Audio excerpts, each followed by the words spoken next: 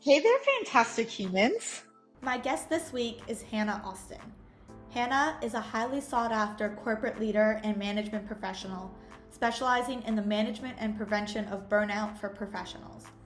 As the CEO and founder of SheShatters LLC, Hannah draws on her experience consulting and coaching corporate leaders to provide employees at the mid to high point of their careers with the support they need to burn brightly without burning out. Prior to founding SheShatters, Hannah spent 20 years as an executive in the healthcare industry, a role in which she faced immense pressure and witnessed her colleagues suffering the effects of burnout in mass. She became determined to make a change that would impact not only her own path in life, but the paths of many inspiring professionals she knew and worked with. Hannah founded SheShatters in 2021 with the goal of helping employees and managers find a balance between their professional and personal lives, and on a macro level, leading a movement away from the corporate hustle culture. Hannah, thank you so much for chatting with me today. Thank you, Danielle, for having me. I want to start with this story of how you realized you were burnt out after 20 years as an executive in healthcare, because we hear about burnout so often. So I'd love to hear from you. How did you know? Yeah, great question. So I didn't know, right? I just knew that something was wrong. And I think often as women and employees, you've been doing something for, a long period of time. In my instance, it was 20 years. I thought, was I anxious? Was I depressed? Was it just the pandemic?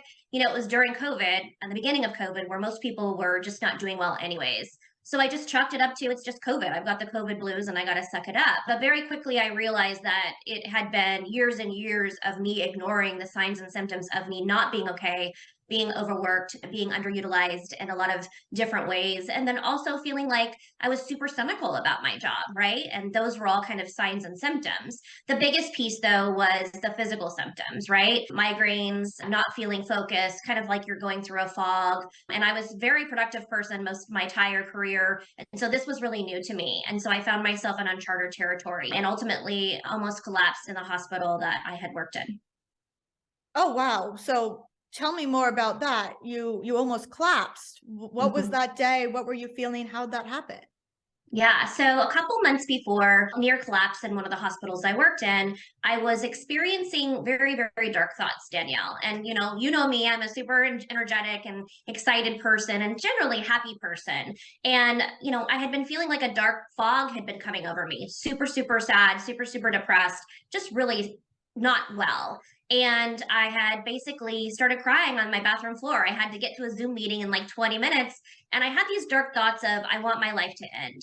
Now, that was a very, very deep and dark moment, and one I had never experienced before. I had always been, the person that everyone went to, asking for help and support, never asking for help on my own. And so that was really a defining moment. And so, what did I do? I did what most women do.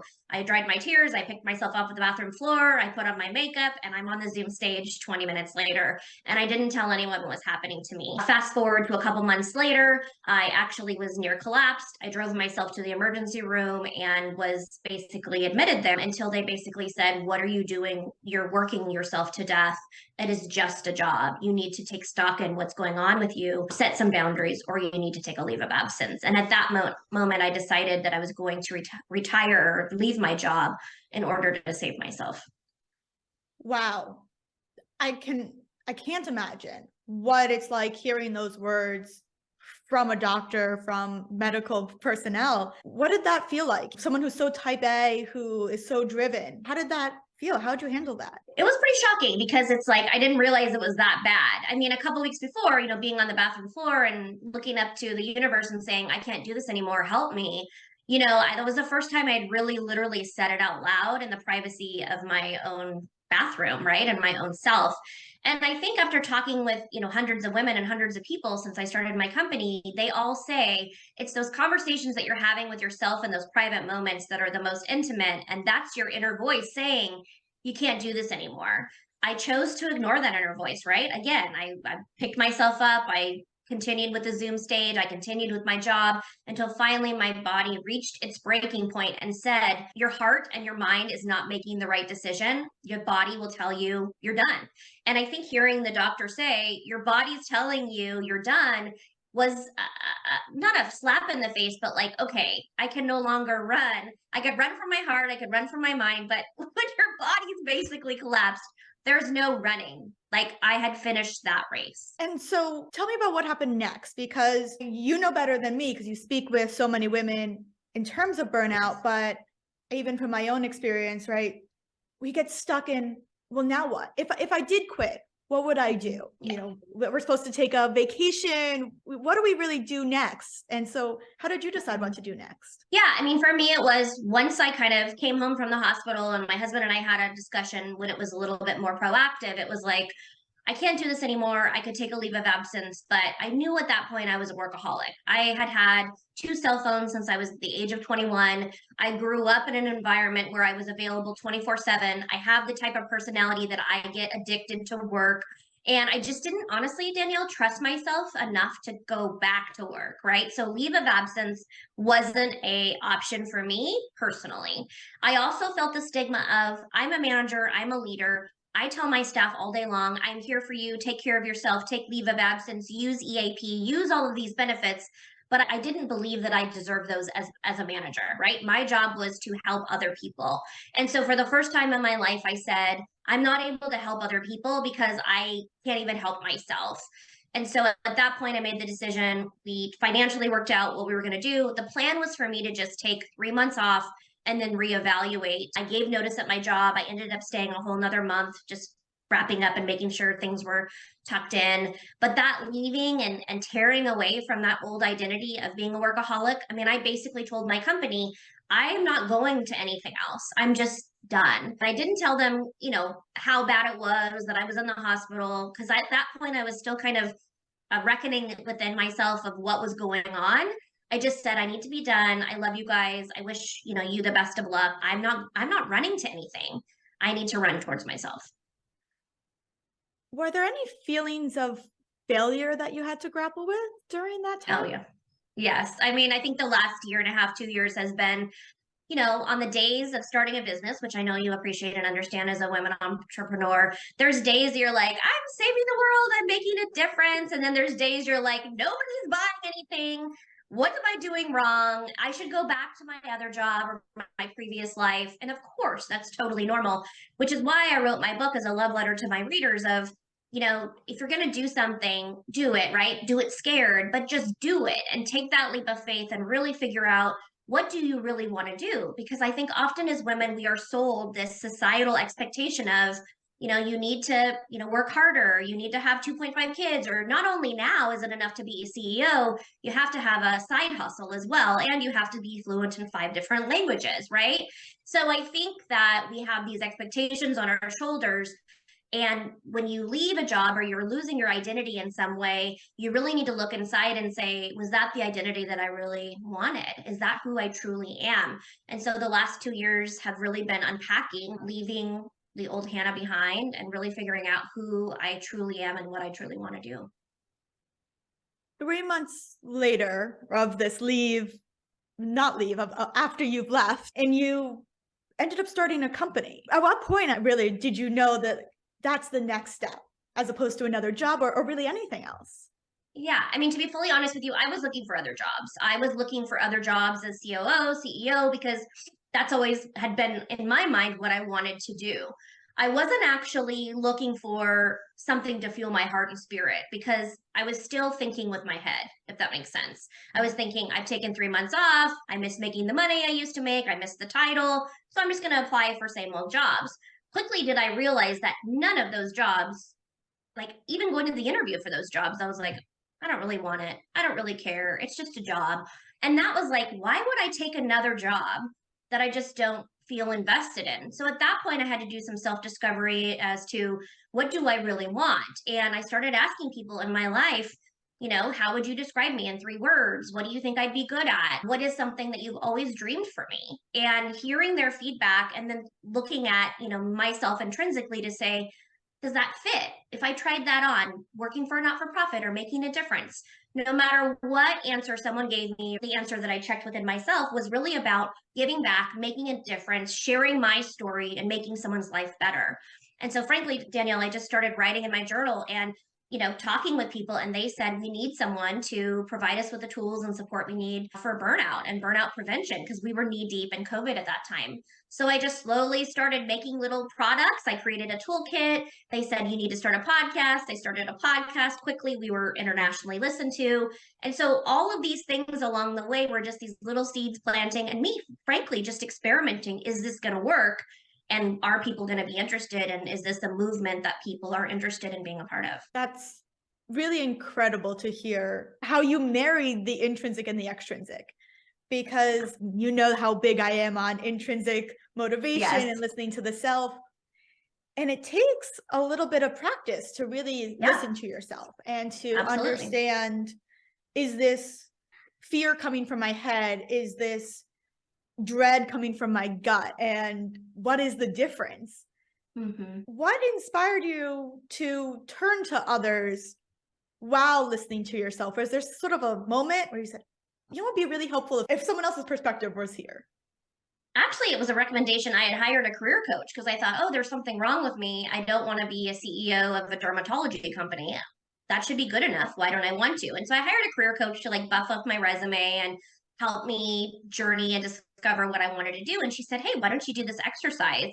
So she gave me 3 or 4 questions. I sent it off to, community of family and friends. And it was, I thought, oh, no one's going to fill this out. I mean, everyone's so busy. Who knows when I'm going to get back? And the answers that I got back, I was like, oh my gosh, it was like receiving love letters, right? From people who really care about you. And I was like, okay, I never really thought of myself as this or XYZ, or it takes a big leap. And one of the words that kept coming up when I asked those 3 words to describe me, the one of the words that kept coming up was brave. And I thought to myself, brave? I don't really consider myself as brave. But I asked one of the people who responded to that, and they said, you're the bravest person I know. To literally leave a job and not running to anything else. I mean, that's a leap of faith. That's betting on yourself, which is what I made one of my chapters called Betting on Yourself, because for the first time in my life, I didn't just have a plan that I had wanted to my entire life. I leaped into the unknown, which sounds very spiritual and kind of kumbaya, but the reality is I just knew that I couldn't go back to what I was doing before. I just hoped that there was something better ahead. I love the term love letters, because I've felt that when a friend tells you what you mean to them, but not in terms of, oh, you're such a good friend. I appreciate you, which honestly, we hear way too rarely in our society. But I've had friends say to me, you're the person I go to when I need that optimism, when I need to be reminded that it's going to be okay and I can do it. That means the world to me. Like, wow, that I can be that for someone is just everything. And it's such a shame that we don't hear that more. And then we don't just naturally tell each other, hey, this is how you make me feel. Yes. Because it bonds us and it lifts people out. It does. And I think it also validates, like, you did make the right decision. I mean, I still have those letters and I still read them, like on my darkest day as a CEO and being like, am I going to make it this month? What's going to happen? I look at that and I focus on the word brave. And I think about, okay, maybe today I'm not going to believe in myself as much as I could, but I have those people that are believing in me. And frankly, that's everything. I think you do need the external and internal validation. I know I do. It's definitely a mix. Yes. Especially in the moments that are really hard. I don't want to say you can only believe in yourself so much, but we always need a little bit of, we're reaching the goal, in addition to, I believe I can reach the goal. Yes. So I want to now get to, we're in 2023, and in 2021, you started SheShatters. So I'm going to say almost 2 years ago. And in that time, you've started a company, written a book, and started a podcast. Yes. Which I am familiar with that too. That is my exact path. There you go. Yes. So I can say, from my perspective, I am working longer and harder than I ever did in any corporate job. But I would hope for you, as it is for me, I don't feel that same sense of negativity, whether it was burnout, whether it was dread, whatever it is. Why is that? Why don't we feel that? I think it's all about being lit up from the inside out. I mean, in my book, Hello Head Meet Heart, I dedicated the book to all of those fire starters out there. And what I mean by that is those people that you are surrounding yourself with, or women like you who I've met who just reignite that flame within you, that you're like, okay, the world can be different. I can choose to make it a beautiful place.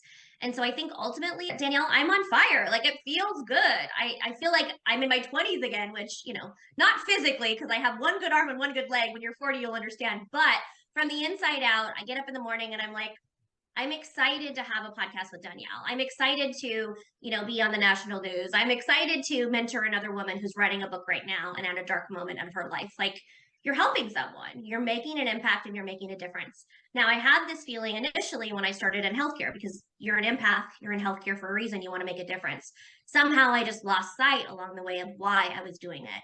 And I think this just brings my why full circle. Sounds like the why you're doing it, which gets very interconnected with our sense of purpose as well. Yes. Mm-hmm. You just described all the work you did to discover your sense of purpose.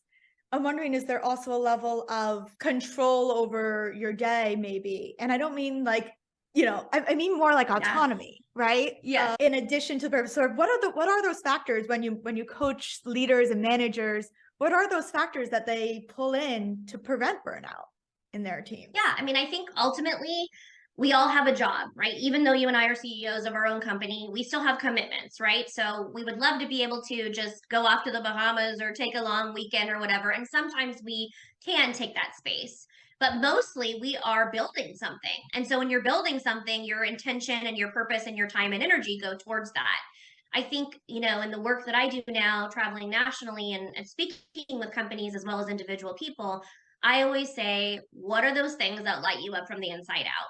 Yesterday, I presented at a large scale company, primarily men, but there's a group of women, and they're trying to build their cohort of women. And we talked a lot about, the purpose, the day to day work that they do. Do they have the flexibility in their schedule? Do they feel like they can speak to their employees and managers and direct, leaders about work that is ineffective? I mean, I think there's so many organizations that are working on projects that are just on the vision board or their strategy board because it's been there for the entire year.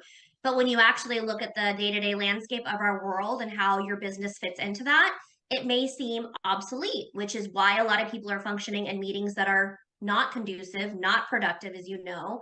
And I think it's time for organizations and employees and employers to dig deep and say, is this the work that is really focused on our mission, vision, and values? And what does that actually mean to us? Because I don't think we can all go through COVID or a pandemic or a recession and come out unchanged. And I do think organizations and companies are living, breathing organisms. Anytime you have people that work in those, they are alive. And so you have to change your strategy and tactics. It can no longer be business as usual. And that's what I preach, really making sure that your organization is alive, functioning on all cylinders from the inside out. And it's not just, does your company have purpose? But it sounds like what you're really doing is connecting the company's purpose, the company's mission with every employee, manager, leader's individual purpose, impact, mission, so that the right work is aligned with the right team member. And people are feeling heard. I think, being in leadership and management for 20 years in a variety of settings, I think people are really like, what are we going to do for our company culture? And they make it so challenging. The bottom line is people have to feel connected to themselves, their team, and their organization and mission and customer. Connection is key. If you're not spending money or investing in purpose, time, energy, and connection, you're not going to sell any IT support. You're not going to sell, a product or a service. It doesn't matter. It's about building relationships. And I think, honestly, Danielle, what I'm seeing in boots on the ground are people have forgotten how to connect, how to look each other in the eye, how to have a connected conversation. It's almost like we've lost our brains a little bit. So I think it's really about getting back to making that connection and people feeling heard. It goes back to what we were saying earlier. If only people said how they feel to each other, how someone makes them feel. Yes. When I meet someone, I mean, one of my favorite things to do, given my work probably, right, is ask them something similar. What do you love? And they all say like, oh, well, this is my job. So yeah, but what drives you? What fuels you? And what makes it so important to me is that when we align people's work with that fire inside them, like they show up so much better to work. Absolutely. Yeah. I've seen it in my own teams, and I'm sure you see it in your team now as a leader as well. Yeah, and I think the other piece is it's not just about, coming to work, doing your daily tasks, contributing to work as a whole. I think it really goes beyond. I feel like we've really lost our innovation. When you truly ask me, what was it that made you finally be burned out? My gift has always been to create, innovate, build, and build teams and culture.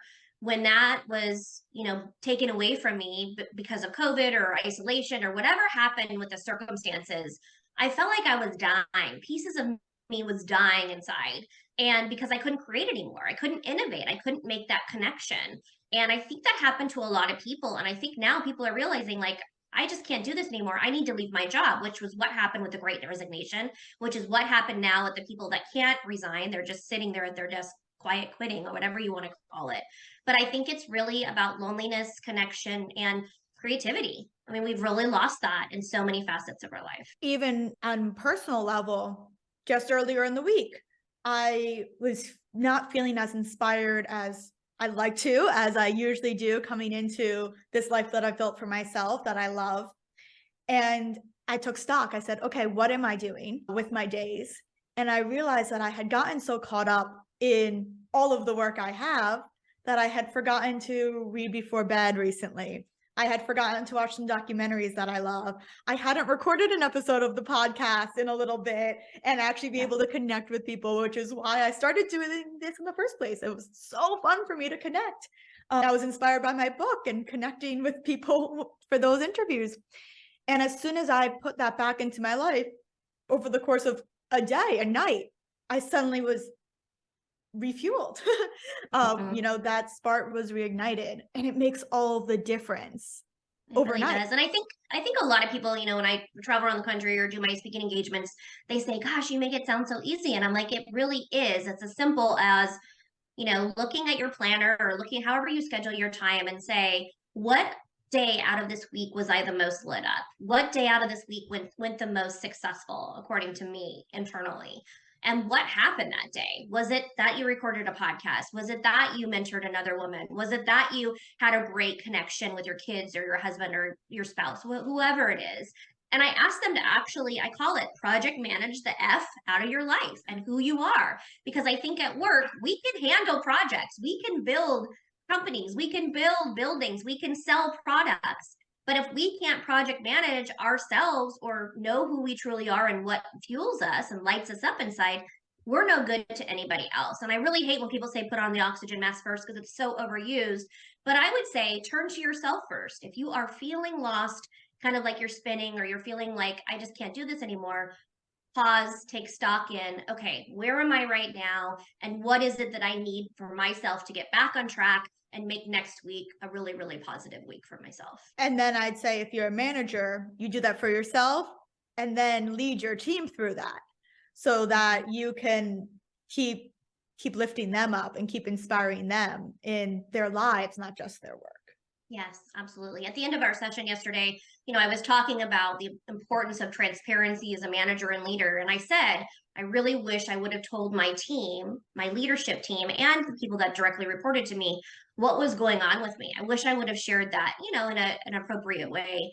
Because now I have these people coming to me saying, oh my gosh, I never knew. I'm so sorry. I wish I would have asked you how you were because you were always the person that asked me how I was. And so what I want to say to your listeners today is those people that are the most fine on the outside or person that you go to all the time, that you're drawing that energy from, who fuels you, those are the people that you need to check in the most and say, how are you really doing? Is there anything I can do for you? Or, hey, I noticed that you're not your general, jovial self.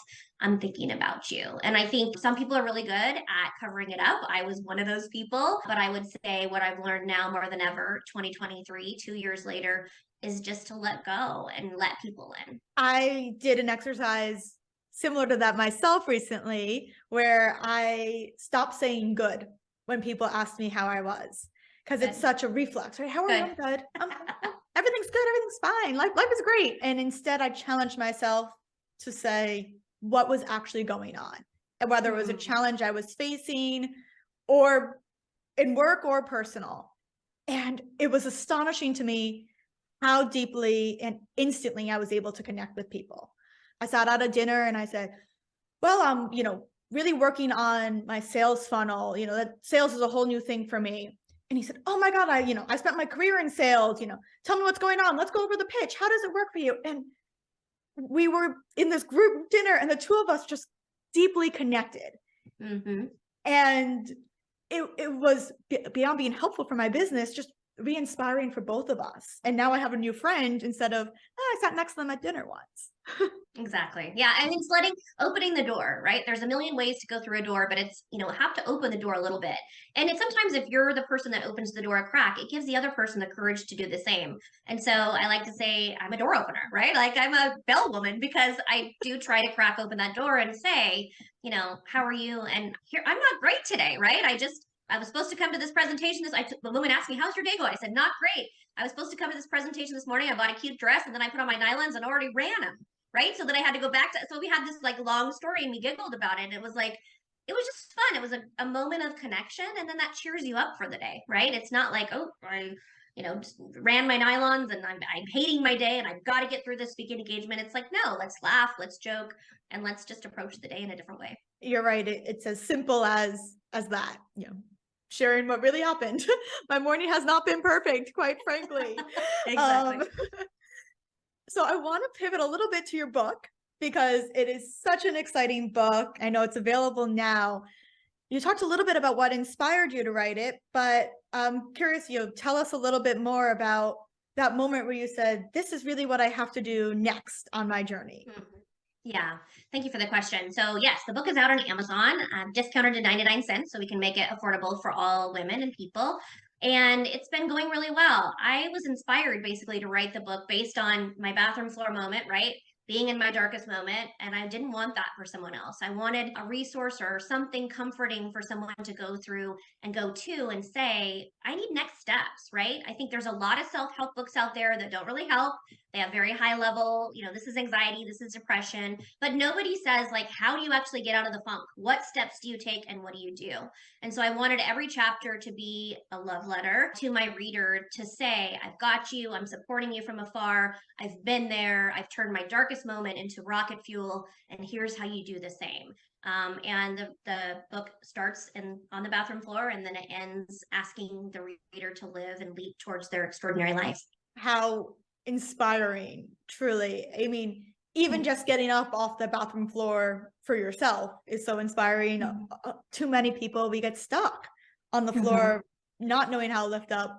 Now people can use your book and, sit on the bathroom floor and read it if they need. But you're absolutely right. As a lover of the genre myself, the theory is great, but I actually mentioned this in my book. There is another theory that says that just knowing the information doesn't allow us to make a change in our lives. Yes. And so we need people to bridge that gap, and we need books to help bridge that gap, and we need connection and friends and mentors and career coaches to bridge that gap as well, to actually put what we know into practice.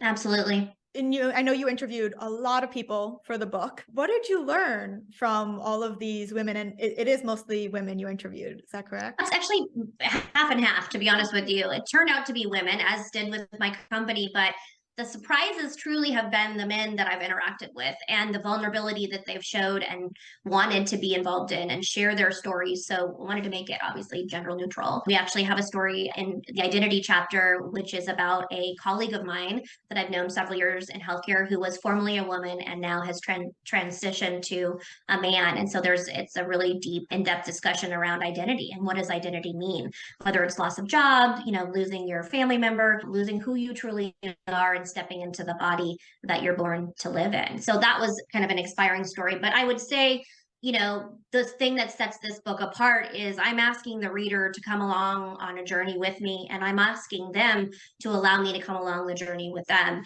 and asking them really in-depth questions to examine for themselves and do exercises actually in the book. So it's kind of like a workbook, love letter, and then at the end, it's really a call to action of, what are you going to do with this life of yours?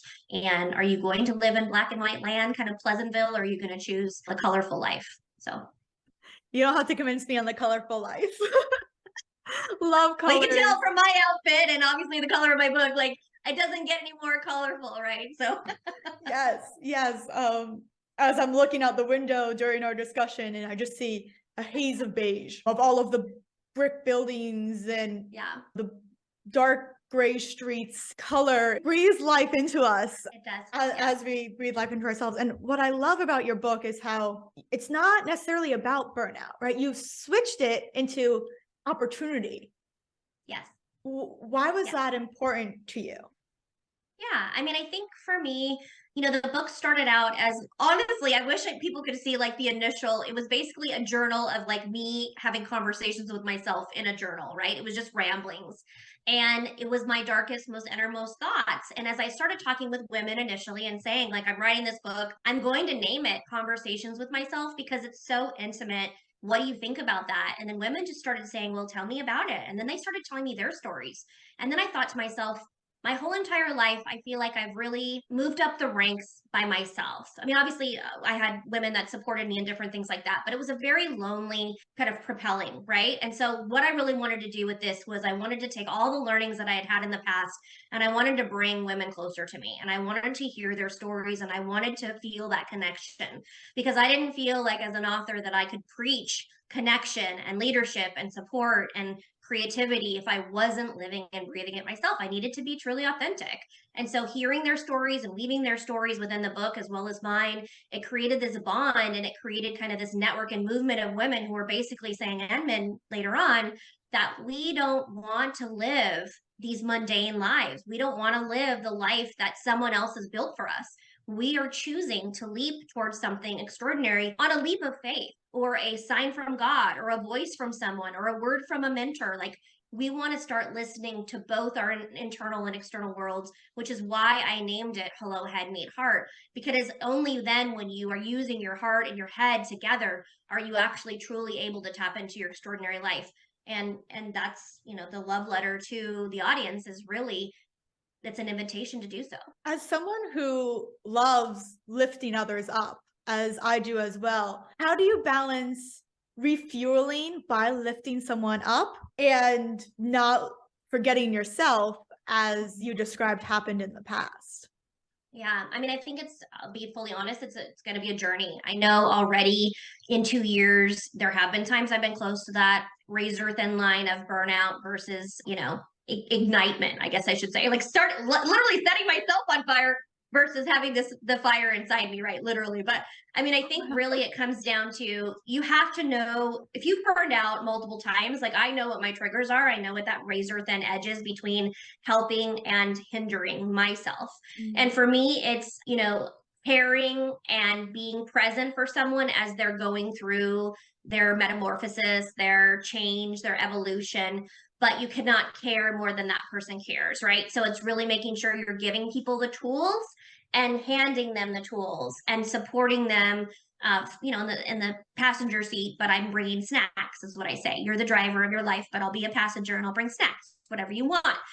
But so for me, it's not taking on that, right? Just being supportive, being there as a safety net, but not jumping into the fire with them. And so boundary setting, taking stock, knowing my triggers, when I'm on a coaching call or in a coaching meeting, I have a notebook or a visual that says, respect your space, respect mine, lead with an open heart, lead with an open mind, but, save that energy for yourself. And I think it's just going to be a constant reminder for me. It's going to be one of those things I'm going to need to work on my entire life. I absolutely resonate with that. I'm still learning my triggers as well and wondering, I feel so good lifting my friend up, or even just lifting up a random person who I passed who looks like they could just use someone to say, hey, I don't know what you're going through, but it'll be okay. It always gets better.